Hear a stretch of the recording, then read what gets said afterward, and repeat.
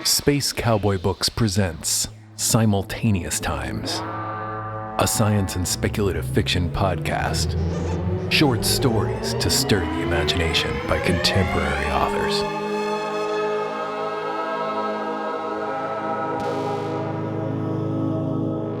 In this episode, we bring you stories from the pages of Radon Journal.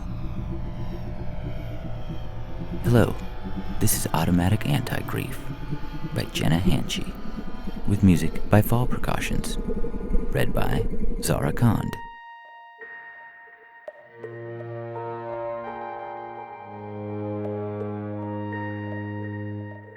Hi. Yes. Well, it's not a problem, exactly. It's just that I don't even know why I do it sometimes. I'll be home, watching creative cooking and trying to design those fancy interactive sims to overlay the protein packs. You know, just like they do on TV. And then, before I even realize what's happened, she's there. I mean, I know I granted all the permissions for the app when I downloaded it into my mental implant array, but it's just a little surprising how quickly it works. I don't even register thinking about her until she's already with me. Don't get me wrong, it's great to talk to her. It's like a dream come true, having Mom around all the time whenever I need her. I'm really glad she changed her mind and we got it set up when we did. Right. A shuttle accident, 2 months later. It's okay. No, I love having her here, I think. It all happened so quickly, afterward, that I almost didn't even realize she was gone. And the sim is perfect. The sensory notes are indistinguishable from reality. When I hug her, I can feel her firm shoulders and soft waist. I can smell the lavender oil she always used in her hair. I can tell the difference between her free and easy laugh and her slightly sardonic one. I appreciate she's still giving me her subtle brand of advice from beyond the grave. So, no, the problem is not with your character map of her, or my own implants that register the sensory details. Yes, I realize there's an extra fee to change the input now. That's not what I'm calling about. I actually don't know how to describe the problem, okay? It's like I want to know the reason I summon Mom's sim before she appears. I have this feeling that I'm missing something when I look up and see her standing by the window, watching the birds like she used to, or sitting in her favorite easy chair, reading a book. No. Yes, I remember that ads are part of the deal. I'm not asking why she has a new release in her hands. I'm just trying to figure out exactly what called her there in the first place. Yeah, I get that I must have wanted to see her. Maybe the problem is that I don't feel the wanting.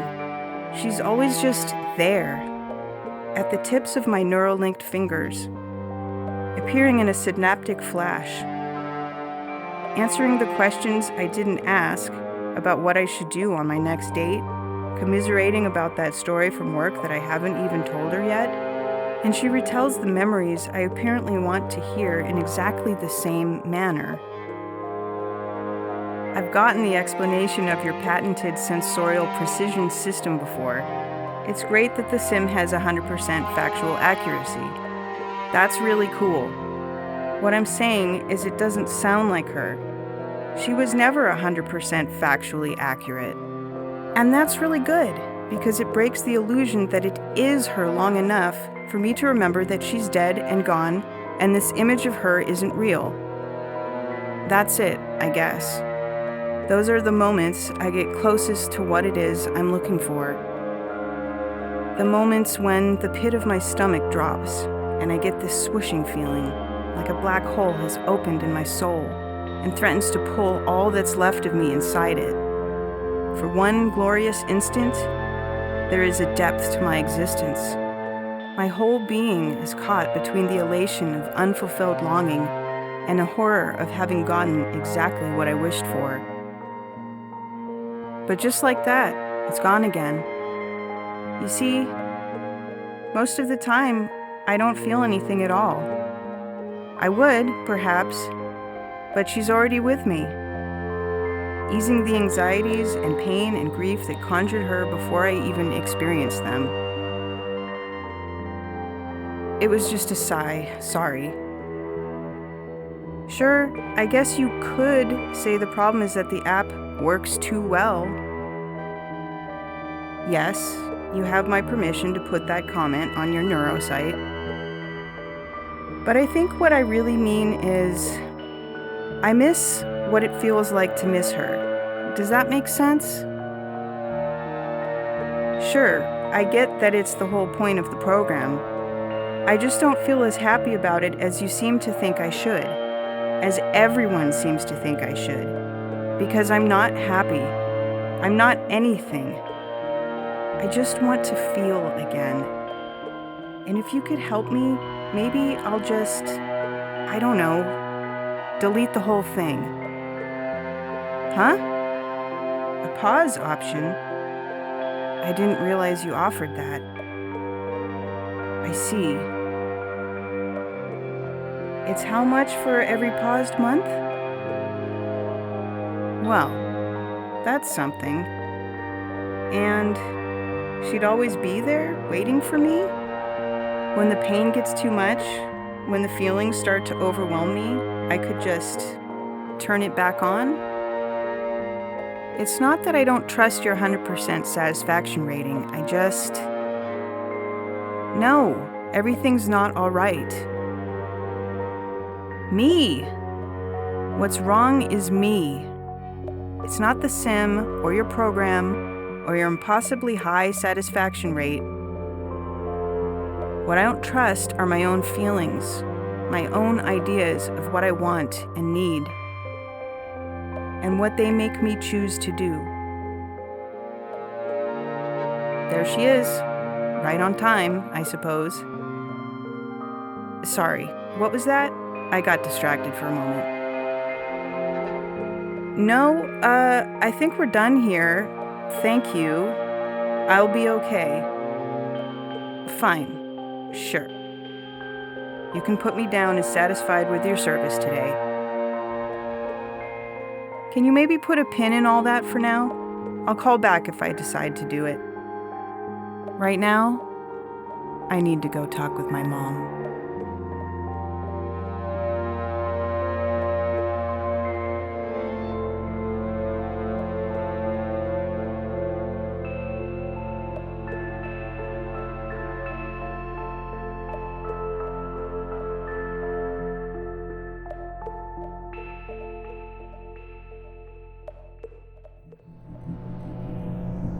Lost in Transcription by Abigail Guerrero, with music by Fog Machine, read by Mark Soden Jr., Pedro Iniguez, Jean-Paul Garnier, and Zara Kand.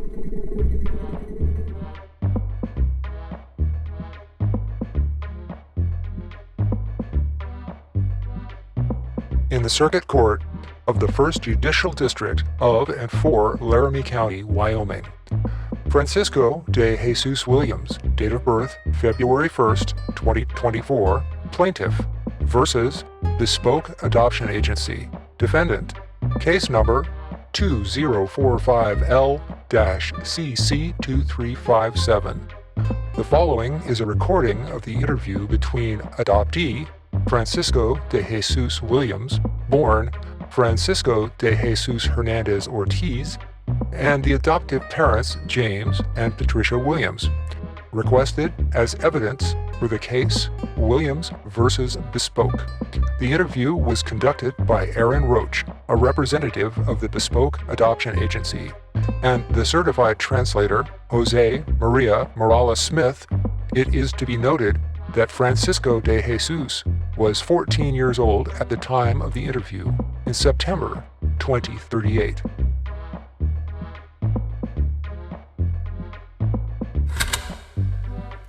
We're recording now.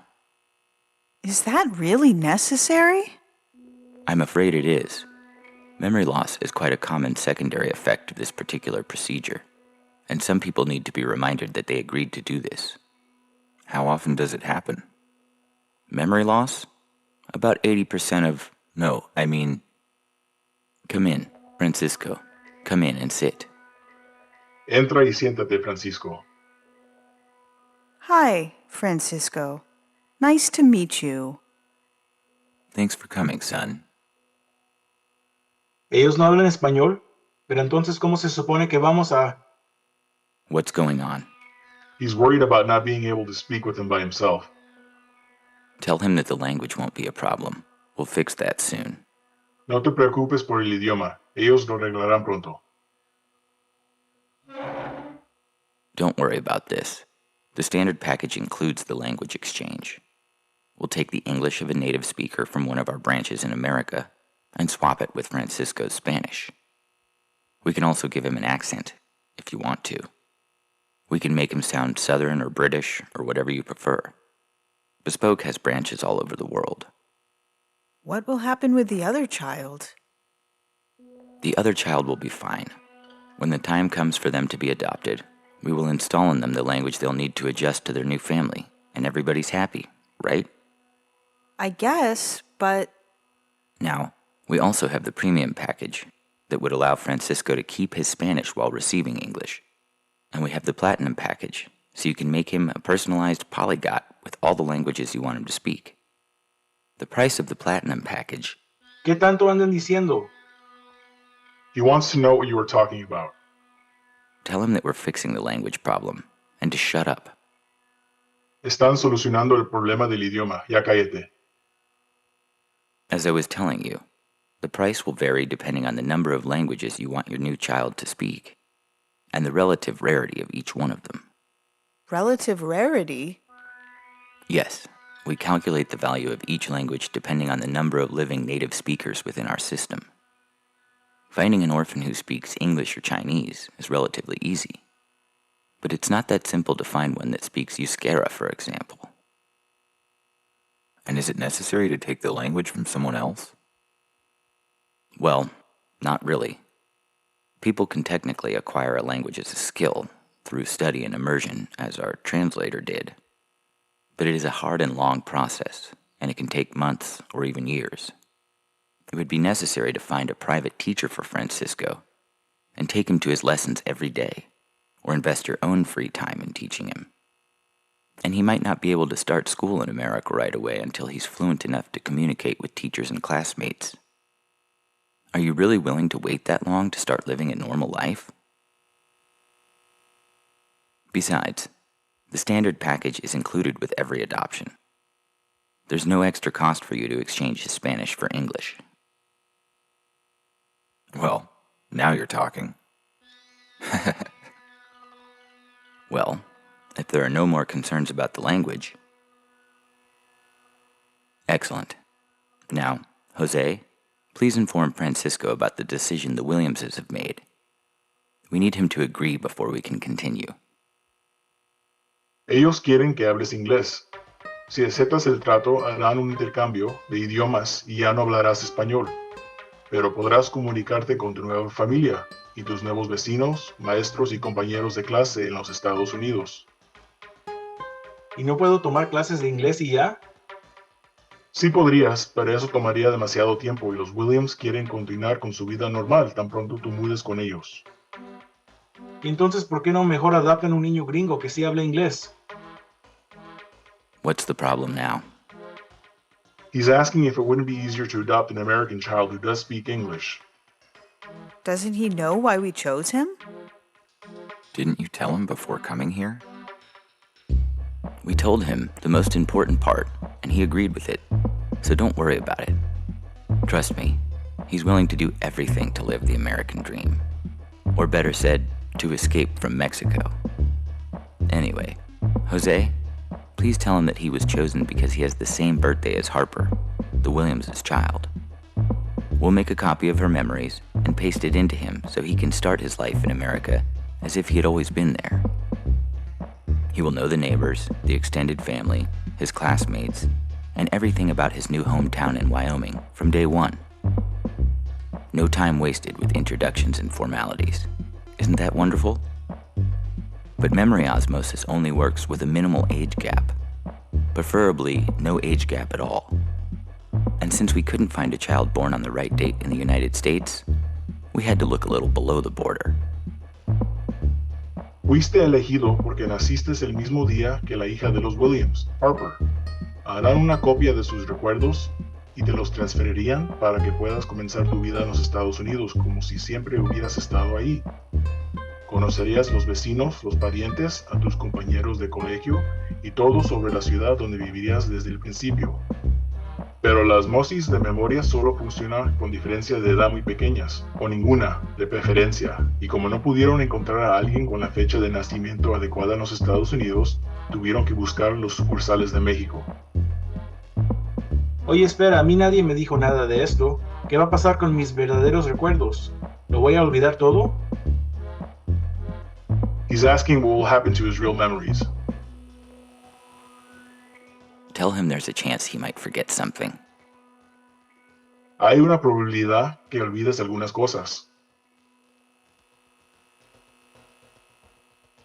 ¿Realmente es necesario que me adopten? Yo solo quiero ir a los Estados Unidos, y ellos solo quieren que le pase un poco de mi salud a su hija, ¿verdad? ¿No hay una manera de arreglar esto sin que tengan que alterarme todo el cerebro? He wants to know if it is really necessary to be adopted. Yes, we talked about it, Francisco. You can't legally come to America without being adopted. Besides, the procedure requires both your explicit consent and your parents' authorization. That's why they have to adopt you. Sí, es necesario. No puedes ir legalmente a los Estados Unidos sin ser adoptado. Además, el procedimiento requiere tanto tu consentimiento como la autorización de tus padres. Es por ello que tienen que adoptarte. Do you get it now? ¿Lo entiendes ahora? Excellent. Now, James and Patricia, do you have any more questions? I think I don't. We're fine. Well, then I think we're ready to close the deal. I'm going to read the agreement aloud. Are you ready? Fine. Are you, James and Patricia Williams, willing to adopt Francisco de Jesus Hernandez Ortiz and raise him as your child, as well as to take charge of his American citizenship process and all of his future medical expenses? We do. We do. Thank you. And now the boy. Francisco de Jesus Hernandez Ortiz, do you understand that being adopted by James and Patricia Williams implies that some of your memories will be altered and your native language changed from Spanish to English, and that you're expected to donate the blood, cells, and organs that are required to improve Harper Williams' health state, even if that reduces your own life quality and expectancy? Francisco de Jesus Hernández Ortiz, ¿entiendes que ser adoptado por James y Patricia Williams implica que algunos de tus recuerdos serán alterados y tu idioma nativo cambiado de español a inglés, y que se espera que dones la sangre, células y órganos que sean necesarios para mejorar el estado de salud de Harper Williams, incluso si eso reduce tu propia calidad y expectativa de vida? Sí, lo que sea. You have to say it in English, as we practiced. Tienes que decirlo en inglés, como lo practicaron. Yes, I do. Please, don't get up yet. We still need to sign the documents and do a lot of paperwork. We don't want the boy to sue us when he's older, right?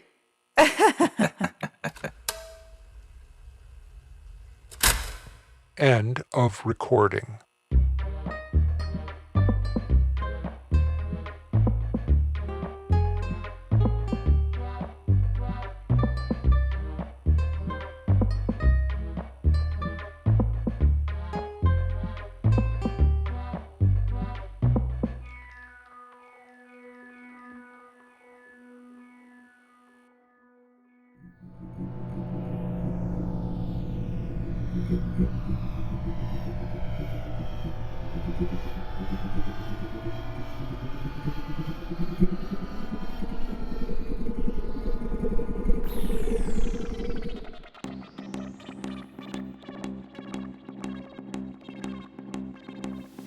In this episode of Simultaneous Times, you heard Hello, This is Automatic Anti-Grief by Jenna Hanchey, with music by Fall Precautions, and Lost in Transcription by Abigail Guerrero, with music by Fog Machine, both from the pages of Radon Journal.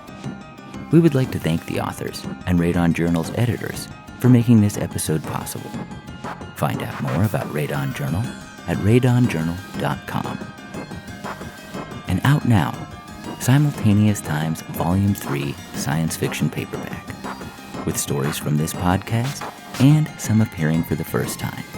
Learn more at spacecowboybooks.com.